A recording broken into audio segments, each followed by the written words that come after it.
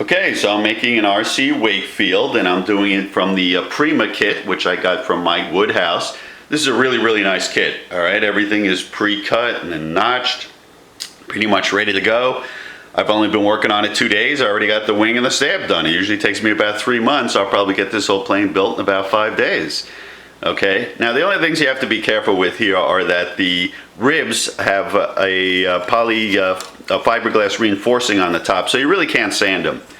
All right, so you got to make sure they line up correctly in the front and the back. And also you have to remember to shim the trailing edge so that it fits in with the airfoil like this. Okay.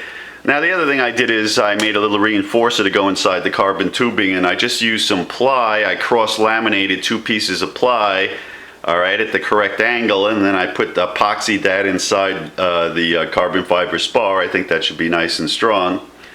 Okay, here's the rest of the kit, all right. And the rudder I'll actually be able to use because I'm just going to cut the fin off and make it bigger for radio control, so that should work.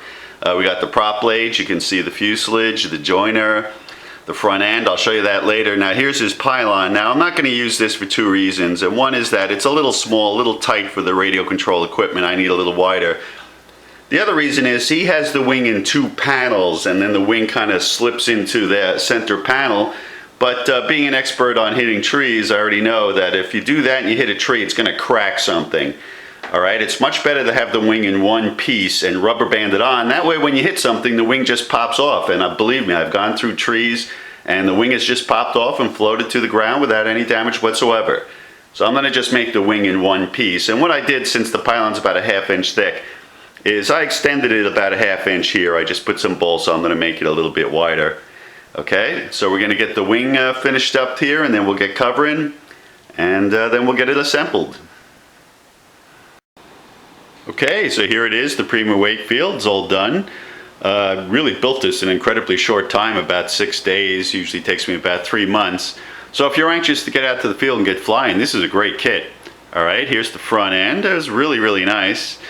All right, we got the blades in there. Now for the wing I actually used, I had some fluorescent orange left over, and I didn't like the way it came out the last time I used it. But this time I made it the spray much thicker in terms of dope, so I did 7 parts thinner, 4 parts dope, 1 part dye, and I thought that came out really nice this time. The orange is really rich, came out really nice. Now the pylon, as I said before, I made my own. Okay, that holds the radio equipment. I got the diamond servo in there. You can see the push rod. I put a little hole down for the push rod there. And for the stab and the rudder, I used metallized mylar this time. Which I thought was okay. I think I like the clear better. It hides the damage a little nicer.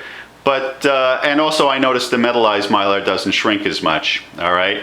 Now for the stab, I just used the screw mount I described in my Coupe de Verre video.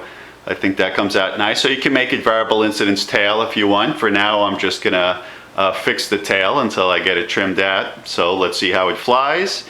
The total weight in this case, without the equipment, was 198 grams, okay? With the equipment, it was 220 grams, so it's a little heavy. I built the Bob White Wakefield, but I used higher end components, and that was considerably lighter. That was over 20 grams lighter. But we'll see how this goes. I'm gonna put like a 40 gram motor in it, and we'll see how this flies.